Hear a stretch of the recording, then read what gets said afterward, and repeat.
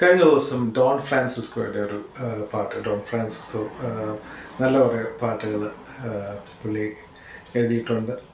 അത് word based ആണ്. I will never let go of your hand, അത് എൻ്റെ ഒരു പഴയ ഫേവറേറ്റാണ്.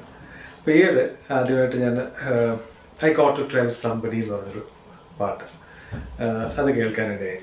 അപ്പം അതിൻ്റെ ബാക്ക്ഗ്രൗണ്ട് എന്ന് പറയുന്നത് ബൈബിളിൽ ആ പാസേജ് എന്ന് പറയുന്നത് ജെയറസ് എന്ന് പറഞ്ഞൊരു പള്ളിപ്രമാണിയാണ്. അപ്പം അദ്ദേഹത്തിൻ്റെ മകള് മരിക്കാറായി കിടക്കുമ്പോഴത്തേക്ക് കർത്താവിൻ്റെ അടുത്ത് വന്ന് കാലിൽ വീണ് കർത്താവിൻ്റെ കുഞ്ഞു മരിക്കാൻ കിടക്കുന്നു, കർത്താവ് വന്ന് അവളെ ഹീൽ ചെയ്യണോ എന്നുള്ള രീതിയിൽ പറയുന്നു. എല്ലാവരുടെ മുന്നിൽ വെച്ച് വന്ന് പറയുന്നു. കർത്താവ് കൂടെ പോകുന്നു. കൂടെ പോയിട്ട് അവിടെ ചെല്ലുന്നതിന് മുമ്പ് കുഞ്ഞ് മരിച്ചു പോകുന്നു.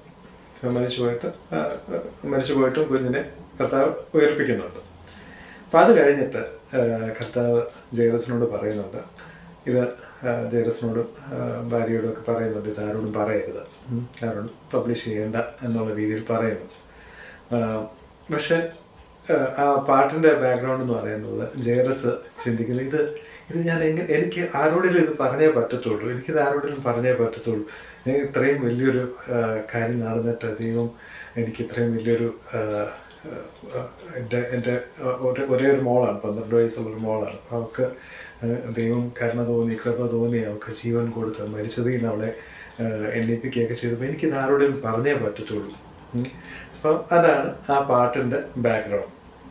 അപ്പം അത് ഞാൻ ആലോചിച്ചപ്പോൾ ചില സമയത്ത് പള്ളികളിൽ പല ടൈപ്പ് ആൾക്കാരുണ്ട്. അച്ഛന്മാരും തിരുമേനിമാരും അവിടെ കൂടി വരുന്ന ആൾക്കാരും പല ടൈപ്പ് ആൾക്കാരുണ്ട്. അപ്പം അതിൽ ചിലർ അവർക്ക് വലിയ ഹീലിംഗ് കിട്ടിയിട്ടുണ്ട്. വലിയ ഹീലിംഗ്, അവർ മരിച്ചു പോകുന്നുള്ള അവസ്ഥയിൽ നിന്ന് അവർ വലിയ ഹീലിംഗ് കിട്ടിയിട്ട് അവർ തിരിച്ചു വന്നു. അവരാരോടും പറയത്തില്ല അവർക്ക് എങ്ങനെ ഹീലിംഗ് കിട്ടിയെന്നുള്ളതും ഒന്നും അവരാരോടും പറയത്തില്ല. പലപ്പോഴും ഇപ്പം ഞാൻ ഹീലിങ്ങിനെ പറ്റി പറയുമ്പോഴും പലർക്കും ഹീലിംഗ് കിട്ടുമ്പോൾ അവർ പോലും എൻ്റെ പോലും പറയാറില്ല, അവർ ആ വഴിക്കങ്ങ് പോകും. പക്ഷെ അത് വളരെ അപകടം പിടിച്ചൊരു കാര്യമാണ്. കാര്യം പിന്നീട് അവർക്ക് ബുദ്ധിമുട്ടുകളൊക്കെ ഉണ്ടാകുമ്പോഴത്തേക്ക് അതൊരു ഇറിവേഴ്സിബിളായിട്ടുള്ളൊരു പ്രോബ്ലത്തിലേക്ക് അത് മാറാൻ സാധ്യതയുണ്ട്. ഒരിക്കലും നമ്മൾ അങ്ങനെ ആകരുത്. നമ്മൾ എപ്പോഴും ദൈവത്തോട് നന്ദിയുള്ളവരും നമ്മൾ പരസ്യമായിട്ട് നമ്മൾ സാക്ഷ്യപ്പെടുത്തുകയും നമുക്ക് എങ്ങനെയാണ് ഹീലിംഗ് കിട്ടിയെന്നുള്ളത് തന്നെ നമ്മൾ വ്യക്തമായിട്ട് പറയണം. കാര്യം അത് വേറൊരു പ്രശ്നം എന്ന് പറഞ്ഞാൽ അവർക്ക് ഹീലിംഗ് കിട്ടി, അവരവിടെ പള്ളിയിലിരിക്കുന്നു. അവിടെ അച്ഛൻ ഒരുപക്ഷെ മധ്യസ്ഥ പ്രാർത്ഥനയ്ക്കാണെങ്കിലും പറയുന്നു, ഒത്തിരി പേർക്ക് അസുഖം വന്നിട്ട് അവർ മരിക്കാറായി കിടക്കുന്നു. അപ്പോൾ അവിടെ എല്ലാം പ്രാർത്ഥനയും കാര്യങ്ങളും നടക്കുമ്പോഴും ഉള്ളിൽ ഇവർക്ക് നല്ലൊരു സാക്ഷ്യമുണ്ട്, ആരോടും പറയുന്നില്ല. അവരുടെ അടുത്തിരിക്കുന്നവർ പോലും, ആ കൂട്ടത്തിലിരിക്കുന്നവർ പോലും പലപ്പോഴും ഒരു ജീവൻ മരണ പോരാട്ടത്തിൻ്റെ ആ ഒരു ലെവലിൽ നിൽക്കുകയാണ് പല കാര്യങ്ങളും. ഇവിടെ എല്ലാം തന്നെ ഒരു വലിയ വിടുതൽ അവർക്ക് അവൈലബിൾ ആണെന്നുള്ളത് അവരറിയുന്ന എങ്ങനെ? സാക്ഷ്യമില്ലാതെ അവരെങ്ങനെ അറിയും? പലപ്പോഴും അത് അറിയാറില്ല. അപ്പോൾ പലരും അവരുടെ രോഗങ്ങൾ മാത്രം ഷെയർ ചെയ്യും. അവർക്ക് കിട്ടിയ അനുഗ്രഹങ്ങളും വലിയ വിടുതലും ഒക്കെ ഉണ്ടാകുമ്പോഴും അവർ അത് പറയാറില്ല. അത് കാരണം തന്നെ എത്രയോ പേര് ഹീലിംഗ് കിട്ടേണ്ടവർ അവർ മരിച്ചു പോകുന്നു. അത് ഒരു കാലത്ത് ഈ സൗഖ്യം കിട്ടിയവരെല്ലാം തന്നെ അതിന് ആൻസറബിൾ ആകും. വേറൊരു സംഭവം ഉണ്ടായെന്ന് പറഞ്ഞാൽ, ഇതുപോലെ ഹീലിംഗ് കിട്ടിയ ഒരാൾ, അത് ശരിക്കും പറഞ്ഞാൽ എന്നെ വിളിച്ചിട്ടോ എന്നെ കണ്ടിട്ട് പോലും അല്ല. അദ്ദേഹം വേറൊരാൾക്ക്, അദ്ദേഹത്തിൻ്റെ ഒരു ഫ്രണ്ടിന് ഇതുപോലെ വളരെ സീരിയസ് ആയിട്ടുള്ളൊരു സിറ്റുവേഷനിൽ കൂടെ പോകുന്നു. അപ്പം ആ ആൾക്ക് ഹീലിംഗ് കിട്ടണം എന്നുള്ള ആഗ്രഹത്തോടു കൂടി എൻ്റെ ഹീലിംഗ് മെസ്സേജസ് എങ്ങനെയോ കിട്ടി. അപ്പോൾ കിട്ടിയപ്പോഴത്തേക്ക് അദ്ദേഹത്തിനും ഒരു ഹീലിംഗ് ആവശ്യമുള്ളൊരു സ്റ്റേജാണ്. വർഷങ്ങളായിട്ട് ഹീലിംഗ് ആവശ്യമുള്ളൊരു സ്റ്റേജാണ്. പക്ഷെ ഹീലിംഗിൽ വിശ്വസിക്കുന്നില്ല. പക്ഷെ വേറെ ആൾക്കാർക്ക് അത് കിട്ടണമെന്നുള്ളൊരു ആഗ്രഹമുണ്ട്. കാര്യം അതുപോലെ ക്ലോസ് ആയിട്ടുള്ളൊരു ഫ്രണ്ട്, അതുപോലെ കൂടെ പഠിച്ച ഒരാൾ, അവർക്ക് മരിച്ചു പോകും, അവർക്ക് ഹീലിംഗ് കിട്ടണമെന്ന് വലിയ ആഗ്രഹത്തോടു കൂടി ഈ ഹീലിംഗ് മെസ്സേജസ് എൻ്റെ അടുത്തുനിന്ന് നേരിട്ടല്ല, അല്ലാതെ കിട്ടുകയും. പക്ഷെ ആ ഹീലിംഗ് മെസ്സേജസ് കേട്ടപ്പോഴത്തേക്ക് അദ്ദേഹം ഹീൽഡായി. വർഷങ്ങളായിട്ട് ഉള്ളൊരു പ്രോബ്ലം പെട്ടെന്ന് ഹീൽഡായി. അത് കഴിഞ്ഞിട്ട് അദ്ദേഹം പലരോട് സാക്ഷ്യപ്പെടുത്തുകയും, ഈ പറഞ്ഞ പോലെ പള്ളികളിലാണെങ്കിലും ഒരു പ്രാവശ്യം പലരെയും പിന്നെ എന്നെ പരിചയപ്പെടുകയും, വേറെ പല നാട്ടിൽ നിന്നാണെങ്കിലും ആൾക്കാരെ കൊണ്ടുവരികയും അവർക്കെല്ലാം തന്നെ ഒത്തിരി വിടുതലും കാര്യങ്ങളൊക്കെ ആ ഒരു ഹീലിങ്ങിലൂടെ ഉണ്ടായിട്ടുണ്ട്. എഗെയിൻ ഞാൻ ഡയറക്റ്റായിട്ട് ഇൻവോൾവ് ആയ ഒരു കാര്യമല്ല. എൻ്റെ മെസ്സേജസ് കേട്ടു, ഹീലിംഗ് കിട്ടി. പക്ഷെ എന്നാൽ പോലും ഈ പറഞ്ഞൊരു ക്രിസ്ത്യൻ ആറ്റിറ്റ്യൂഡ്, സെൽഫ്ലെസ് ആറ്റിറ്റ്യൂഡ്, മറ്റുള്ളവർക്ക് അത് അനുഗ്രഹമാകണം. ശരിക്കും ബിബ്ലിക്കലി അതാണ് ക്രിസ്ത്യൻസിന് വേണ്ടത്. ഒരു ദൈവമക്കൾക്കെന്ന് പറഞ്ഞാൽ അവർ സെൽഫ്ലെസ് ആയിരിക്കണം. എപ്പോഴും മറ്റുള്ളവർക്ക് അനുഗ്രഹങ്ങൾ ഉണ്ടാകണം. അതിനായിട്ട് നമ്മുടെ വർക്കാണെങ്കിലും എല്ലാം തന്നെ ആ രീതിയിലായിരിക്കണം നമ്മൾ സെർവ് ചെയ്യുക എവിടെ ആണെങ്കിലും.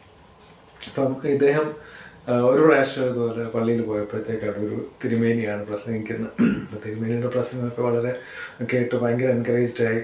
പിറ്റേന്ന് തന്നെ ജോലി കഴിഞ്ഞു നേരെ പള്ളിയിൽ പോയിട്ട് തിരുമേനി അപ്പം വിസിറ്റിനായിട്ട് വന്നു. അപ്പം തിരുമേനിയെ കാണാനായിട്ട് അവിടെ ചെല്ലുന്നു. അപ്പം തിരുമേനി കഴിഞ്ഞ ദിവസം പ്രസംഗിച്ച ആളെയാണ്.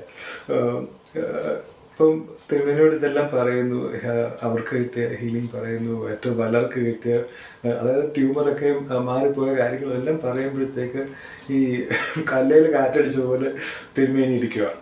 അപ്പം അതേസമയം വേറൊരു കൂട്ടർ അവിടെ, ഇപ്പം ഈ പുള്ളി ഒരു വിസിറ്ററാണ്, ഇപ്പം പള്ളിയുടെ മെമ്പറല്ല. ഇപ്പം പക്ഷെ വേറൊരു കൂട്ടർ ആ പള്ളിയുടെ മെമ്പേഴ്സായിട്ടുള്ള ആൾക്കാർ വന്നു. അപ്പോൾ അവർ തിരുമേനിയെ കാണാനായിട്ട് വന്നു. അപ്പോൾ അവർക്കൊരു കാറൊക്കെ മേടിച്ചിട്ടുണ്ട്. അപ്പോൾ ആ കാറൊന്ന് ബ്ലെസ് ചെയ്യാനായിട്ട് അപ്പോൾ ആ കൂട്ടത്തിൽ തിരുമേനി പോവുകയും ചെയ്തു. എന്തോ ഒരു ദുഷിച്ച അവസ്ഥയാണ് ഇത്. ഒരു പള്ളികളിൽ മാത്രം, ഒരു പള്ളിയിലോ മറ്റും നടക്കുന്ന കാര്യങ്ങൾ മാത്രമല്ല.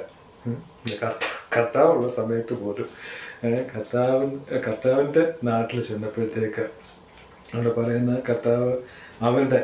കർത്താവിൻ്റെ നാട്ടുകാരുടെ അവിശ്വാസം നിമിത്തം അതിശയിച്ചു വന്നു. കർത്താവിൻ്റെ നാട്ടുകാരും അതെ, വീട്ടുകാരതെ, കൂട്ടുകാരതെ. ഇവർ കർത്താവ് അവിടെ വളർന്നത് കണ്ടത്, അത്രയും വർഷങ്ങൾ അവരുടെ കൂടെ ഉണ്ടായിരുന്നതാണ്. എന്ത് നല്ല ഒരു ജീവിതം ജീവിച്ചിട്ട് പോലും കർത്താവിൻ്റെ ആ പരസ്യ ശുശ്രൂഷ തുടങ്ങിക്കഴിഞ്ഞപ്പോഴത്തേക്ക് ഇവർക്ക് അതൊന്നിട്ട് അംഗീകരിക്കാൻ വയ്യ എന്ന് പറഞ്ഞ് അവർ ഇതിൻ്റെ ഒരു ഗ്രീക്ക് ഒരു എക്സ്പാൻഡഡ് സ്റ്റഡിയാണ്. അപ്പം അതിൽ പറയുന്ന ഒരു കാര്യം, ഇവർക്ക് ഇത് സഹിക്കാൻ പറ്റുന്നില്ല. ഇവനിത് എവിടുന്നായി അഭിഷേകവും കാര്യങ്ങളൊക്കെ. ദൈവപുത്രനാണെന്ന് പറഞ്ഞവർ പക്ഷെ എന്ത് ചെയ്താൽ അത് ഉൾക്കൊള്ളാൻ അവർ തയ്യാറല്ല. എന്നിട്ട് എന്തോ അവർ ചെയ്യുന്നത് വെച്ചാൽ, ഇനി രോഗികളുണ്ടെങ്കിൽ പോലും എന്ത് ചെയ്താൽ അവർ ചത്തെന്ന് പറഞ്ഞാലും അവരെ കർത്താവിൻ്റെ അടുത്ത് കൊണ്ടുവരത്തില്ല. ആ രീതിയിൽ അവിടെ അന്ന് പോലും അതിന് മുമ്പേ അത് കഴിഞ്ഞിട്ടും അങ്ങനെ തന്നെ സംഭവിച്ചിട്ടുണ്ട് ബിബ്ലിക്കലി. ഞാൻ പറഞ്ഞെന്ന് പറഞ്ഞാൽ ഇങ്ങനെയുള്ള സാധ്യതകളുണ്ട്. പലപ്പോഴും സൗഖ്യം കിട്ടിയവർ നേരത്തെ ജെയർസിൻ്റെ കാര്യം പറഞ്ഞ പോലെ എങ്ങനെ പറയാതിരിക്കും ദൈവം ചെയ്ത നന്മകൾ എങ്ങനെ നമ്മൾ പറയാതിരിക്കും. ഇത് മാത്രമല്ല, നമ്മൾ പറഞ്ഞില്ലെങ്കിൽ എത്രയോ പേര് നമുക്ക് ചുറ്റിനും കഷ്ടപ്പെടുന്നവരുണ്ട്. അവർക്ക് നിങ്ങളുടെ ഒരു സാക്ഷ്യം കാരണം വലിയൊരു വിടുതലുണ്ടാകേണ്ടതാണ്. നിങ്ങൾ മിണ്ടാതിരിക്കുമ്പോഴത്തേക്ക് ഈ പറഞ്ഞ പോലെ അച്ഛന്മാരെയോ തിരുമേനിമാരെയോ ഒക്കെ അവരെല്ലാം തന്നെ ഇതൊന്നും അംഗീകരിക്കാതിരിക്കുമ്പോൾ അവരുടെ കൂട്ടത്തിൽ കൂടുമ്പോഴത്തേക്ക് ഇതിന് എഗെയിൻസ്റ്റായിട്ട് ഒന്നും മിണ്ടാതിരിക്കുമ്പോഴത്തേക്ക് എന്തോ ഒരു വലിയ തെറ്റാണത്. തീർച്ചയായിട്ടും അതിന് ശിക്ഷാവിധി ഉണ്ടാകുമെന്ന് തന്നെ ഞാൻ വിശ്വസിക്കുന്നു. അങ്ങനെയൊന്നും ആകരുത്. മറ്റുള്ളവർക്ക് നമുക്ക് കിട്ടിയ അനുഗ്രഹങ്ങൾ മറ്റുള്ളവരുമായിട്ട് ഷെയർ ചെയ്യാം. ഒരു വാക്കിൻ്റെ കാര്യമേ ഉള്ളൂ. പക്ഷെ ഒത്തിരി പേർക്ക് അത് വിടുതലാകുന്നതാണ്. എങ്ങനെ സൗഖ്യം കിട്ടുമെന്നുള്ളത് പലർക്കും അറിയത്തു പോലുമില്ല. ഇതെല്ലാം തന്നെ ബിബ്ലിക്കലി നമ്മൾ പഠിക്കുകയും അല്ലെങ്കിൽ പഠിപ്പിക്കുന്നിടത്ത് പോവുകയും അത് റിസീവ് ചെയ്യേണ്ടതാണ്. അത് മറ്റുള്ളവർക്ക് ഒത്തിരി പേർക്ക് അനുഗ്രഹമായി തീരേണ്ടതാണ്. അപ്പം ഒത്തിരി അനുഗ്രഹങ്ങളുണ്ടാകട്ടെ. Thank you.